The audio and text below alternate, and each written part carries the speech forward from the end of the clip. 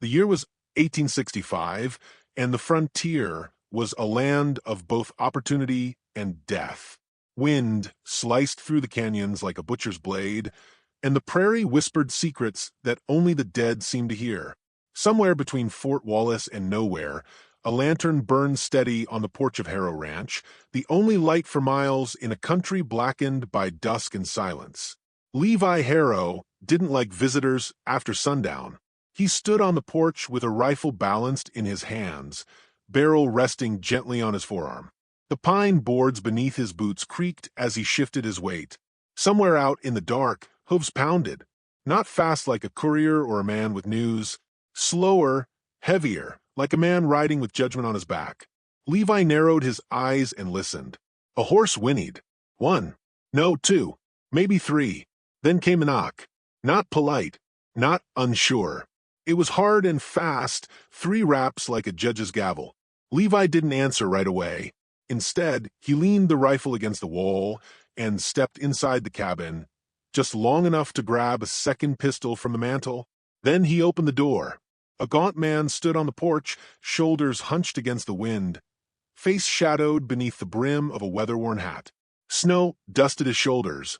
Behind him, 2 figures, girls, barely visible, shivered near a half-dead horse, their outlines ghost-like in the frost glow. Levi Harrow, the man asked, voice dry as kindling. Levi said nothing, just gave a slow nod. My name's Elias Creed. I've heard your fare. I'm not in the business of rumors, Mr. Creed. What do you want? Creed stepped aside, motioning to the girls. Shelter. Food. 1 horse. Maybe 2. I've got payment. Levi followed the gesture. The older girl looked to be 17, tall, with dirt on her cheeks and fire in her eyes. The younger one, maybe 12 or 13, clutched a torn blanket, her face pale, beneath a mop of chestnut hair. Levi frowned. Don't tell me you're offering coin. Creed shook his head. I'm offering them. For a moment, the wind was the only sound. They're my daughters. Ain't much use to me now. I owe men, bad men. They'll catch me before sunup. But you, he jabbed a finger at Levi's chest, you've got land protection. Give em a chance. Keep em alive. I'm not a brothel, Levi said flatly. Didn't say you were. I'm saying, take them as payment. They're strong, useful. The older one can cook, clean. The little one's quiet. Won't be no trouble. Levi stepped off the porch, slow, deliberate, until he stood eye to eye with Creed. They're not cattle. They're all I got. That don't make this right. Creed's eyes burned with something that might have once been pride, but had rotted into desperation. They die with me, Harrow. Or they live with you. Those are the choices. The girls didn't speak. The older one's chin lifted in silent defiance. The younger girl clung tighter to her sister's sleeve. Levi looked between them, jaw tight. You riding on? Creed nodded. I got a saddlebag and half a bottle of nerve. But not enough for 3. I don't expect forgiveness. Just don't let them end up like their mother. And with that, he turned, climbed back on his horse, and rode into the dark.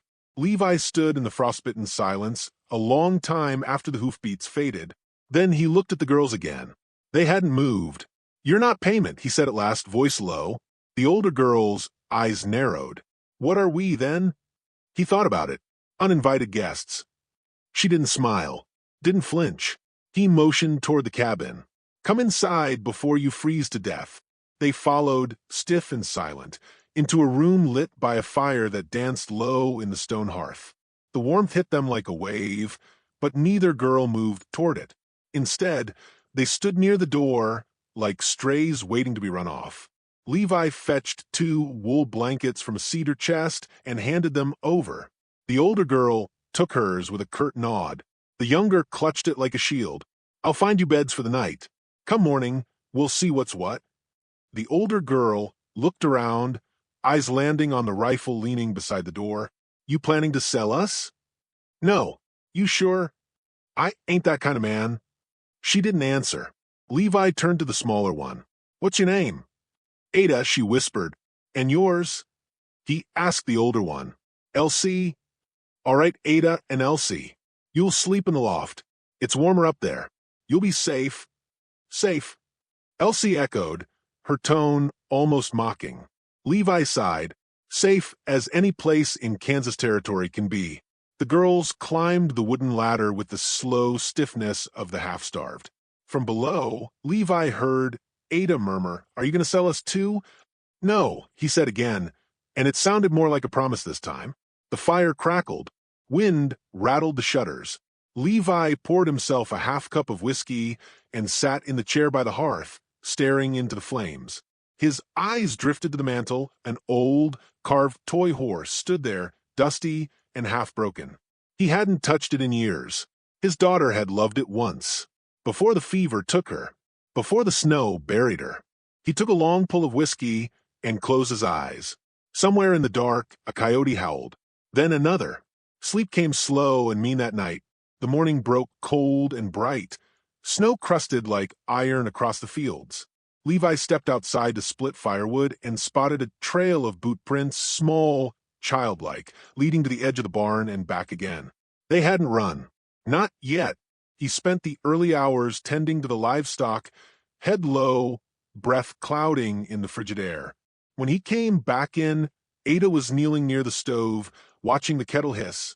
Elsie was seated at the table, sharpening a paring knife with deliberate strokes. "You cook?" he asked. "Enough to keep alive," she said. "Then I guess you're hired." "I didn't say I'd stay." Levi nodded. "Didn't say you had to." They ate in silence biscuits, bacon, and strong coffee that made Ada grimace. Levi watched them, noting the hollow look in their eyes, the tension in their shoulders. These were not pampered children. They'd seen hard roads. Maybe too many. "Your father. He's not coming back." "We know," Elsie said. "Was he always like that?" "No," Ada said softly. "He used to sing." Elsie stiffened. "That was before Ma died. Before the bottle." Levi stood and took their plates. "You're free to go. I can give you coin, food, a horse. There's a town 2 days' ride west." "And what happens on the way there?" Elsie asked. "Could be nothing. Could be wolves. Could be men worse than your pa." Ada reached across the table and grabbed her sister's hand. "Can we stay?" Elsie looked like she might argue, but her voice cracked when she said, "For now." That afternoon, Levi gave them chores. He showed Ada how to brush the horses, walked Elsie through the chicken coop routine. The sun cut gold across the snow as the day waned, and for the first time, the air didn't feel so sharp. That night, they ate together. Levi carved a fresh piece of wood in silence. Not a horse this time, something smaller. A bird. Ada curled up on the rug beside the hearth. Elsie watched her sister with wary eyes, then turned to Levi. "You don't know us." "No, but I know what it means to lose family." She studied him. "You had kids." "One daughter.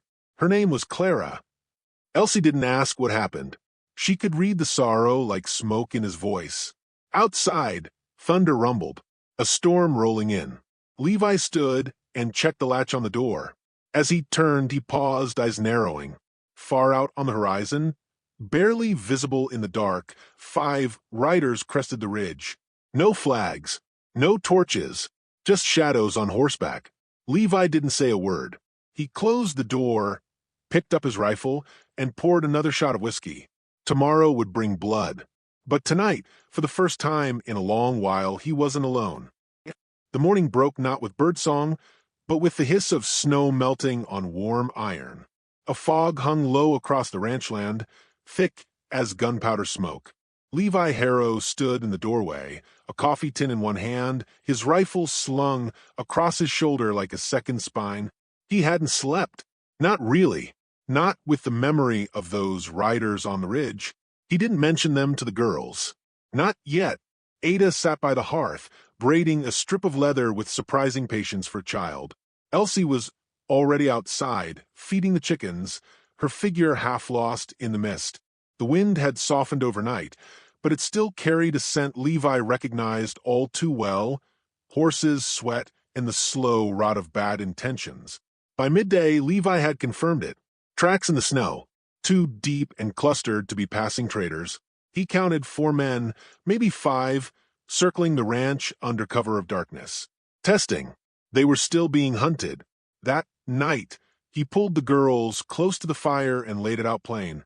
Your father owed blood, he said, and those men aim to collect. Elsie stiffened. Then they'll come for us. They already are, Levi said. Ada shrank into her blanket. Elsie didn't blink. What do we do? Levi poured a splash of whiskey into a tin cup, then set it aside untouched. We leave tonight. They moved fast. Levi packed salted meat, bullets, flint, rope, spare socks, essentials. The girls gathered what little they had, a carved comb, a cracked silver locket, and a single photo folded into quarters, yellowed at the edges. By moonrise, they were riding out, the ranch shrinking behind them like a dream half-remembered. The land beyond Harrow Ranch was not made for children. Bare hills rose like broken teeth, and ravines cut through the plains like old scars. Their path followed no trail, only Levi's instinct. He knew the ground like he knew his own grief, deep, unpredictable, and full of pitfalls. By the second day, the girls stopped asking when they'd reach safety. Ada began riding with her head against Levi's back, half asleep in the saddle. Elsie kept pace beside them, silent but sharp-eyed, a strip of cloth wrapped around her palm where she'd burned it helping build the last fire. The river came on the third day. It wasn't wide, but it was swift. Snowmelt churned, the waters cloudy and mean. Levi eyed the current with a squint. We crossed together, he said. Don't let go of the reins. Don't stop, don't turn. They tied their packs high and mounted. Levi led.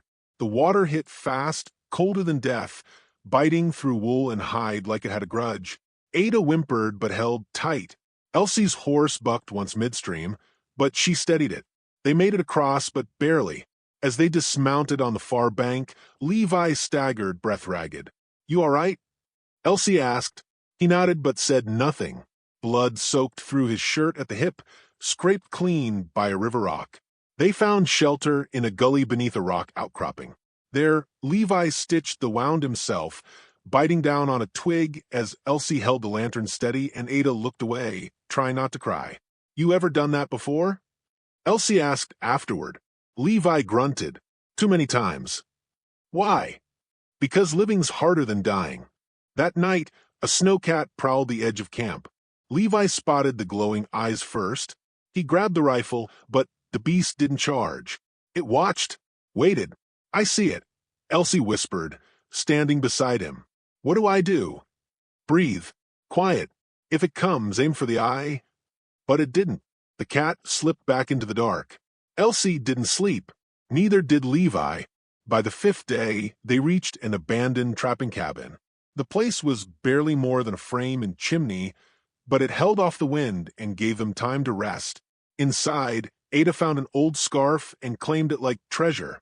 Elsie built a fire without being asked. Levi watched them. Elsie wasn't the same girl who'd stood defiant in his kitchen. She moved with purpose now, not pride. She'd learned when to speak and when silence held more weight. Ada, for all her quiet, had begun humming again, little snatches of melody that faded as quick as they came. That night, by the fire, Elsie finally asked what had been clawing at her since they'd left the ranch. Why us, she said.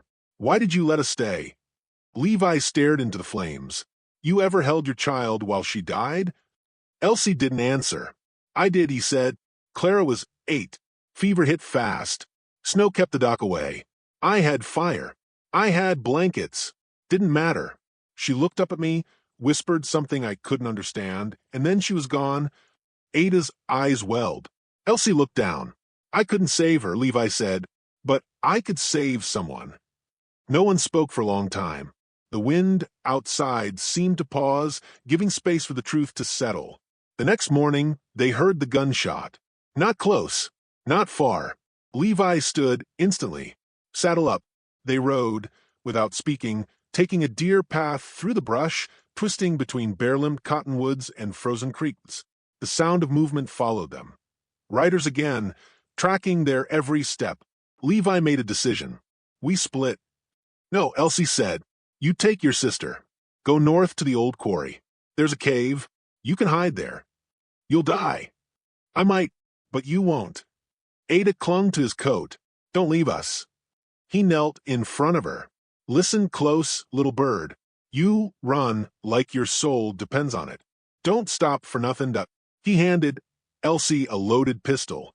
Only if you have to. Then he turned and rode south, alone. It didn't take long. The riders came hard and fast. Levi led them through a dried ravine, dust kicking up behind his mount. Gunshots cracked.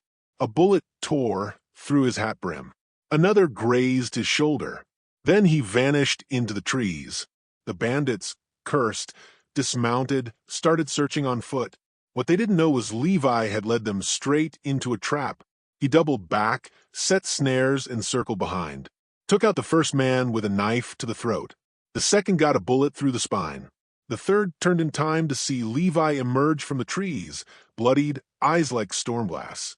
They fought hand to hand. Fists, knives, mud and snow. When it ended, Levi stood alone, chest heaving, his face half covered in ash and blood. He dropped to one knee.